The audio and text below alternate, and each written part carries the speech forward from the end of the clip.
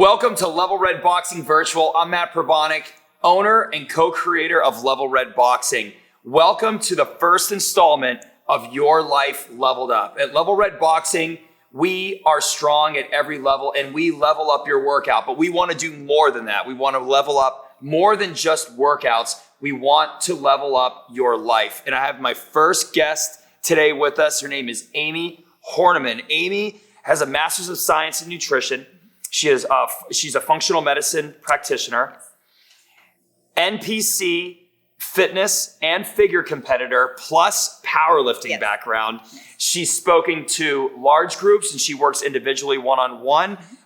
She's worked with many colleges, professors, and she actually has also published a lot of studies and papers and things like that. And on this segment today, we wanted to talk about nutrition, health, what is working right now. So this is Your Life Leveled Up, and we're talking about what is working in nutrition to benefit weight loss, better health. And one thing that we want to do on this segment is not make it long and not make you wait for the answers. We're going to come to you guys right out of the gate with what's working right now and helping you solve your problems. So if your goal is for achieving better health, if your goal is to lose weight, if your questions in your mind are, am I doing right? Am I doing this thing right? Am I eating too much of that? Am I eating the wrong thing? Am I not eating enough of that? We plan to try to answer all of those questions today in this short 20-minute segment. So, Amy, thank you so much for being here. My pleasure. Say hi to everybody. Hello, everyone. Thank you so much for joining us. And like Matt said, we promise we will give you really great info in a short amount of time, things that you can implement right now. So let's just dive in. Absolutely. Yeah. So what we were talking about is what's working right now. Yeah. And thank you again so much for being here. You have an awesome background. We've worked with you and sent many of our customers to you. Yep. And you've helped so many people. Really, what we were talking about before this, even I had some questions about the hot topics that are going on right now. Amy and I have been working together for over a year. I've changed my nutrition a lot, literally changed my life. I was never a morning person. I really never had an easy time of seeing my abs all the time. I didn't know, I knew so much about health and wellness, but I didn't really quite understand the new era of studies that were coming out and what you can do to really optimize your psychological, thinking abilities and your physical abilities. So the hot topics that we were going to go into is in light of talking about ketogenic diets, low inflammation diets, and gluten. Right. So tell us about your background and experience in this ketogenic thing and what that means for everybody. Yeah, absolutely. So a lot of people think that the keto diet is just a new fad, but it's really not. It is strongly based in science. There is so much medical literature out there. One of the papers that I had published is actually using a ketogenic diet with an insulin-dependent diabetic, and he was able to get off insulin and reverse his diabetes. The studies are there. So when you're talking about brain, the ketogenic diet not only helps you lose weight, lower your insulin, reverse your diabetes, but it also helps with cognitive function. So it will help you focus. It will help prevent Alzheimer's, Parkinson's, all the neurodegenerative diseases, as well as even help kids with ADHD and autism. So it's so strongly backed in science. It's one of my favorite regimens to use with people, especially when they are struggling to lose weight, when they are struggling with energy, when they're struggling with concentration and being able to focus at work and do their work properly. Can you give us an idea, a straight shot for like the regular person, what the ketogenic diet is like made of? Like what can you eat? What can't you eat? It's low sugar, low carb, moderate protein, high fat with a focus on good, healthy fats. So that's it in a nutshell. So basically you're lowering your carbohydrate intake. You're eliminating the grains, you're eliminating the sugars, you're eliminating the processed food. No artificial sweeteners though. You can't replace sugar with artificial. Then you're eating moderate protein. So you're focusing on grass-fed meats and hormone-free chicken, fish, not farm-raised, but wild-caught fish. And then you're incorporating in the good fats, the olive oil, the walnuts, avocados, avocado oil, eat your guacamole. And all of those fats will not only help your body, believe it or not, burn more fat, but it will also fuel your brain. So people on ketogenic, what do they absolutely not eat ever? Processed foods and a lot of sugar. That's just the big thing is you can make, surprisingly, there is a keto recipe for everything that you crave. So you can make a keto pizza without the flour, the white flour, the processed flour. You can make keto chocolate chip cookies with dark chocolate. And instead of using real sugar, maybe you're using something like a monk fruit, which is a natural sweetener, stevia, which is natural. So that's really interesting. Now, like throughout the, like for regular people, like throughout the day, what would a day of keto, like what would 5 eating times a day look like? Like what would you eat when you wake up? What would you eat 3 or 4 hours later? Like tell us all like what you would do at that period of time. So I'll give you even a couple of different choices because we have people that really love eggs and bacon and people that love sweets. So you could wake up and you could have your eggs and your bacon and your sausage. Or if you're more of like a sweet tooth person, you can get Bob's Mills paleo flour and make pancakes. Birch Benders makes a keto pancake mix now. You can make that up and then use real butter on your pancakes and enjoy them that way. Then as you move on through the day, no syrup, right. Just use real butter. Okay. And then as you're moving through the day, if you do need a snack, you can snack on nuts. You can snack on beef jerky that preferably is MSG free because a lot of people get headaches with monosodium glutamate. So beef jerky, hard-boiled eggs, nuts and seeds, those are great snacks. You can make trail mix out of coconut flakes and nuts. And then you can keep going through your day. A lunch can be a great big salad, but a lot of people think, oh, that's boring. So you can make a keto casserole, a keto taco casserole that has ground meat and some grass-fed cheese and salsa. And it's so good and so satisfying and hearty and it fills you up.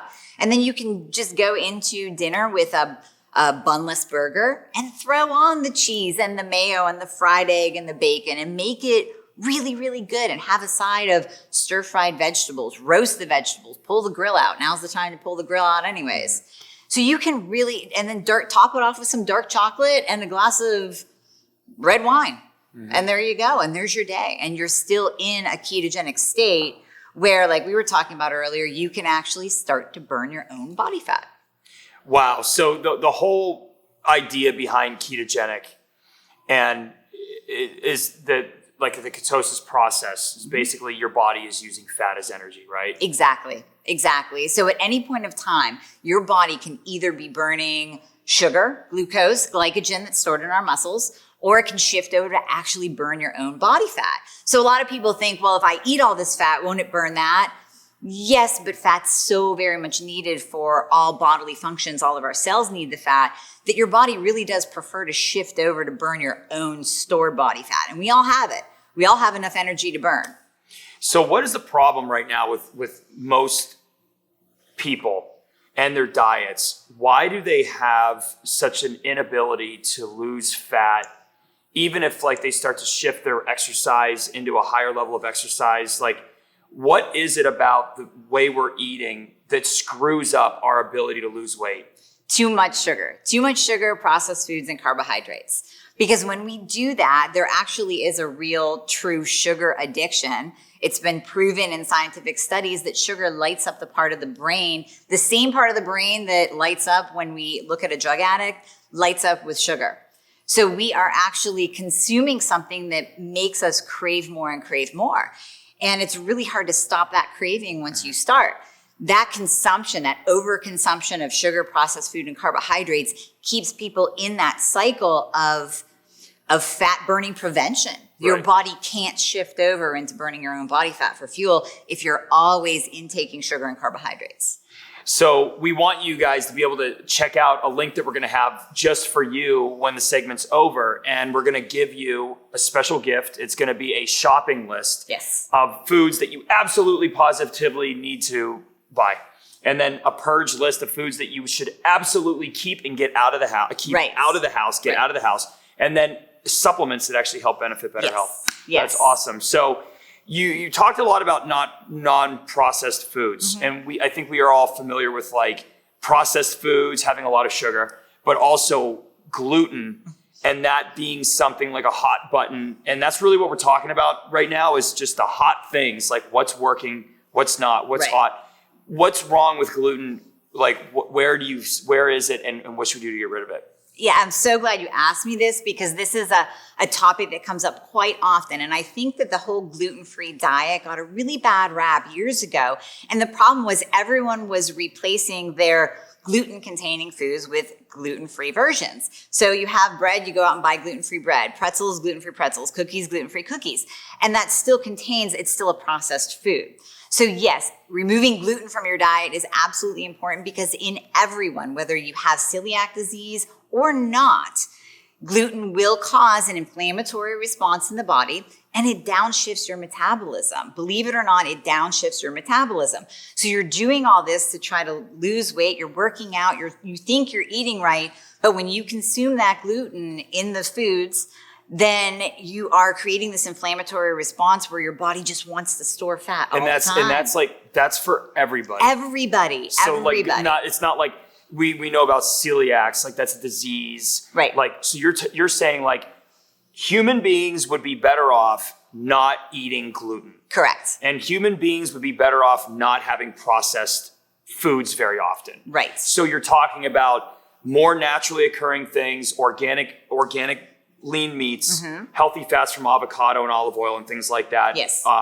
And then earth-grown foods like sweet potatoes and salads and things like that. So we are eliminating like white wheat bread substitutes, a lot of rice, the crackers, a lot of crackers, a lot of the lower end beans, like stuff that really isn't like the highest nutrient value for us and stuff like that. So we are changing, and I know this is hard because it was hard for me too. We're changing the entire staple food list that we have to rely on. Regular peanut butter is out. Tortillas are out. Taco shells are out. Bread is out.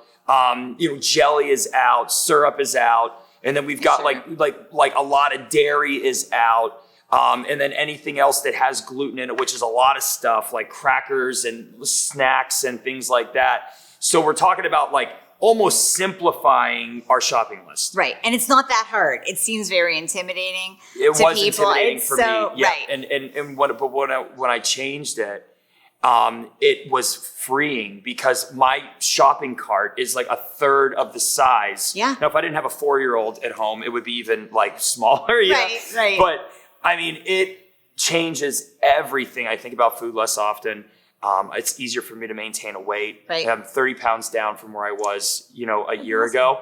And my activity level changed. My way of exercising changed. I wanted to become more efficient. I stopped holding so much muscle. I started doing more cardio, better for my heart and things like that. Yep. But the gluten thing is big. I think everyone knows that it's not great for you.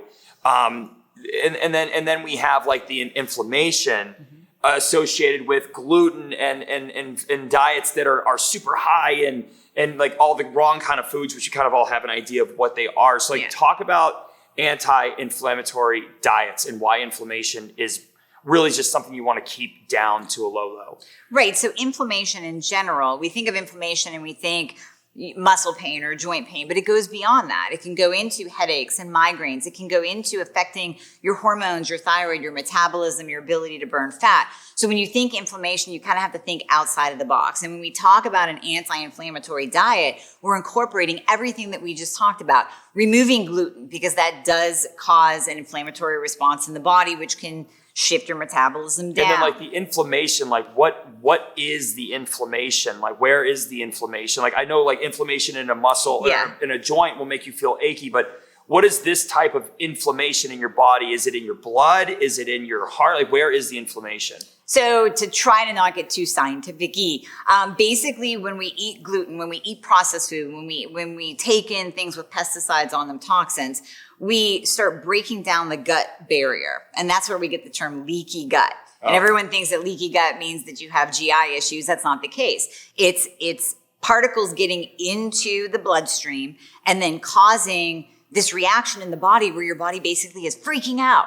So think of inflammation that way, as your body just not liking things and freaking out. So you feel like you get negative side effects, like where you don't have clarity. Absolutely. And then you don't feel energetic. Yep. Lowered Depression, anxiety. Lowered sex drive, headaches, things like that. Yes. So it's like an internal inflammation, like where it's like in your cells, in your brain, Yes. and it's like literally attacking us. Yes. And that's what got me going on it, because I was waking up in the morning, driving to work, and I felt foggy till like my coffee really kicked in around 11 o'clock in the morning.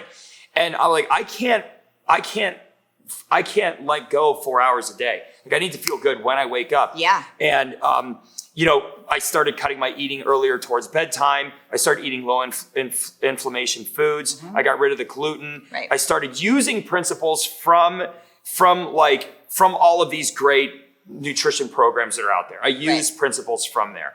But I think, guys, what really brings it all together is the inflammation aspect. That everything that we're talking about with ketogenic, and we're talking about gluten-free, and we're talking about, sometimes we talk about intermittent fasting, 12, 14, or 16 hour fast. You have to find out what's right for you on that.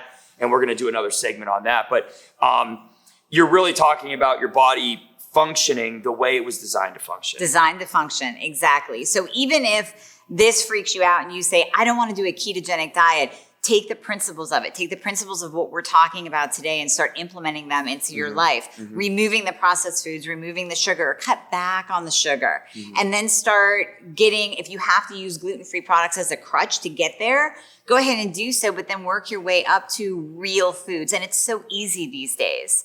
It really is very easy. And the recipes that are out there are phenomenal. They're very simple. So I think people are surprised that, like, when you say, I have to cut out taco shells, well, there are almond flour tortilla shells out there. There are ways to make your own gluten-free, ketogenic, low carb, low sugar taco shells. Yeah, it's a little bit of an effort, investment.